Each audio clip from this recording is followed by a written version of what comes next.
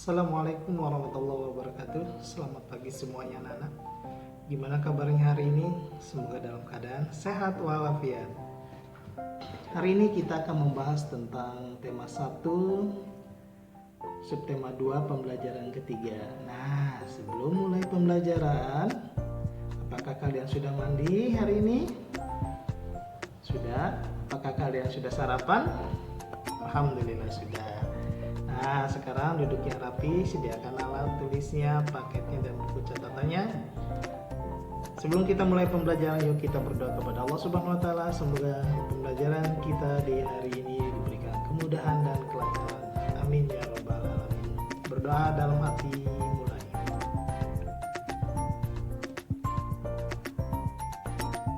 Selesai, terima kasih.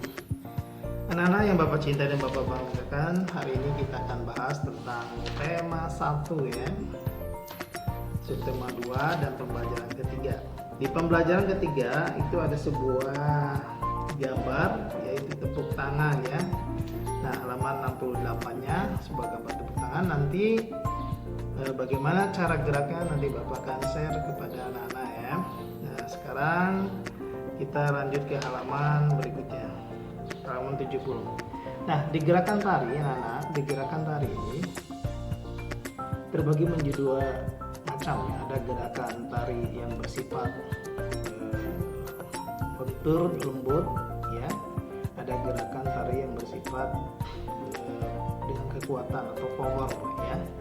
Nah, bagaimana gerakan tari itu? Gerakan tari itu yang bersifat lembut itu adalah diantaranya gerakan tari rintik hujan yang seperti ini ya, yang ada di gambar halaman 69 yang seperti ini. Sedangkan kalau gerakan tari ritmis dalam bentuk power atau dalam bentuk kekuatan, yaitu contohnya adalah ketika kita mendorong sebuah meja ya, atau mengangkat beban atau berbentuk letter U ya, beban. Nah, itu adalah menggunakan power atau kekuatan.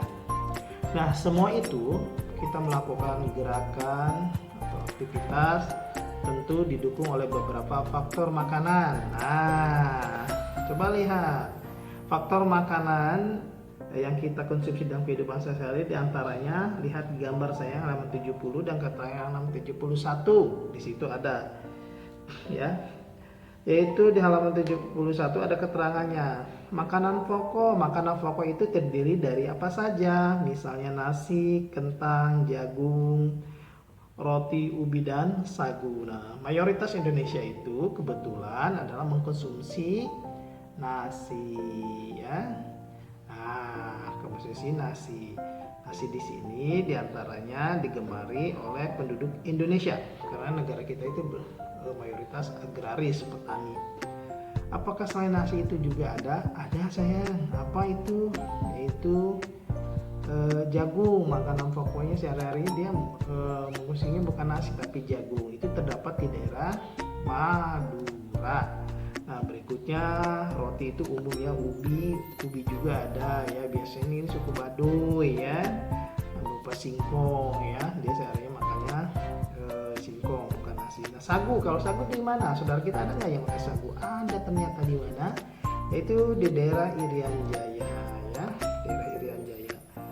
Lalu berikutnya yang B, lauk pauk, misalnya daging, ikan, tahu, tempe, telur, dan cumi. Nah, ini makanan lauk pauknya. Terus sayuran, lihat sayuran. Apa saja sayuran?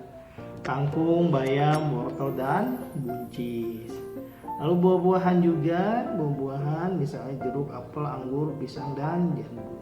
Nah, di sini banyak sekali aneka jenis makanan yang harus kita konsumsi untuk tubuh kita supaya tubuh kita itu kuat dan bisa beraktivitas dalam kehidupan sehari-hari.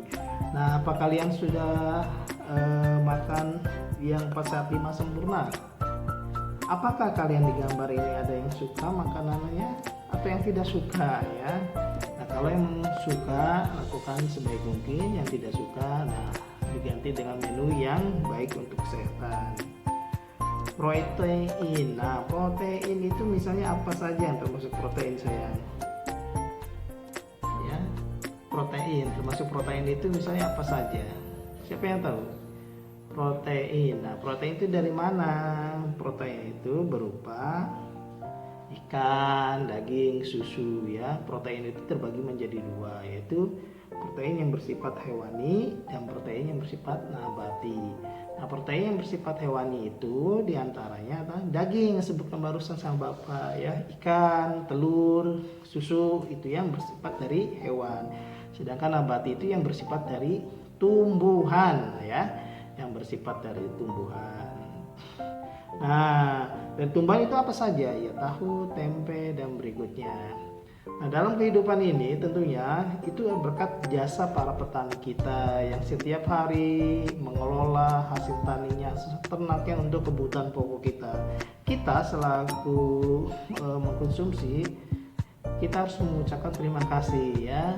Nah, karena kita dengan sangat mudah mendapatkan keperluan kita dalam kehidupan sehari. Contohnya, kalau kita perlu buah-buahan, ada sekarang penjual yang keliling ke rumah ya, yang atau ke pasar-pasar atau tempat-tempat supermarket, mudah sekali.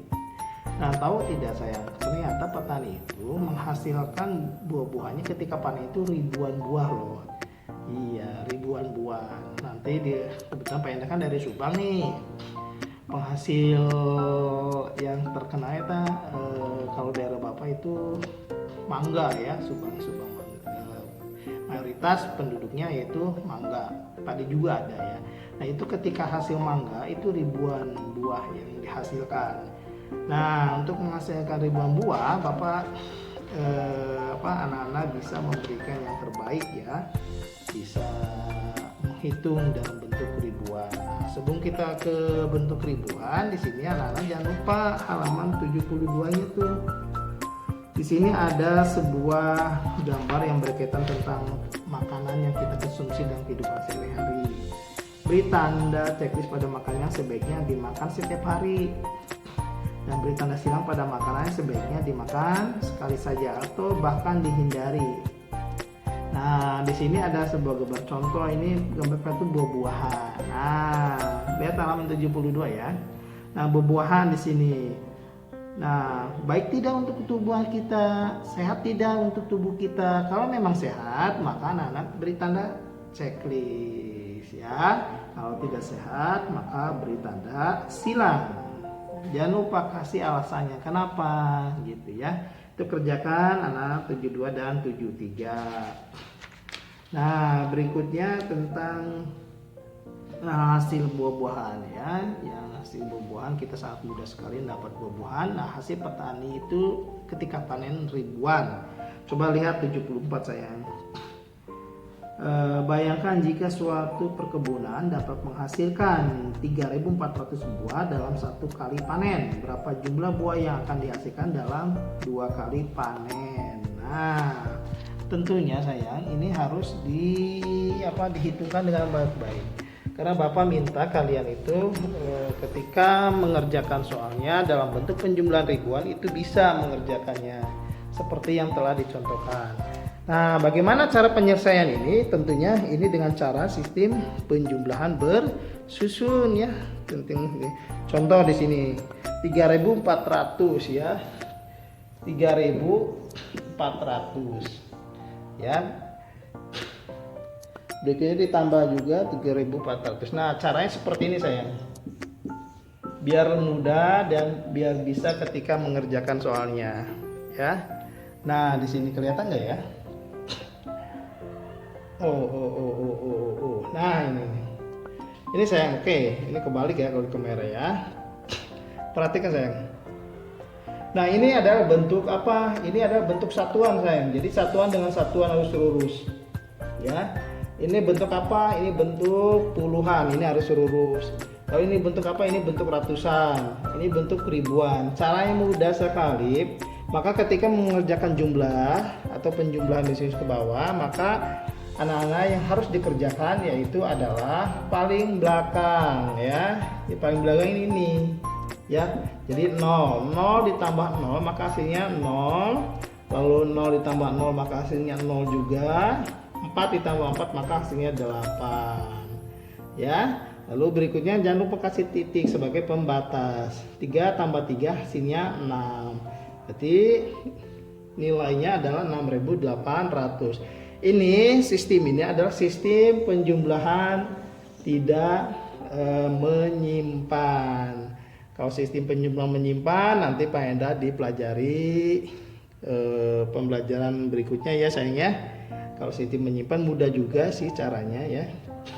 Oke, begitu caranya dalam sistem penjumlahan. Maka Nana harus paham ya. Ini caranya yang mudah. Kalau ada soal seperti menyamping maka kerjakanlah dengan cara tersusun ke bawah. Itu mungkin ya. Nah, anak-anak yang Bapak cintai dan Bapak banggakan, mungkin hanya itu yang bisa Bapak pelajari tentang pembelajaran pada hari ini. Mohon maaf bila ada kesalahan dan kehilapan. Ditutup dengan hitafiq wal hidayah. Assalamualaikum warahmatullahi wabarakatuh.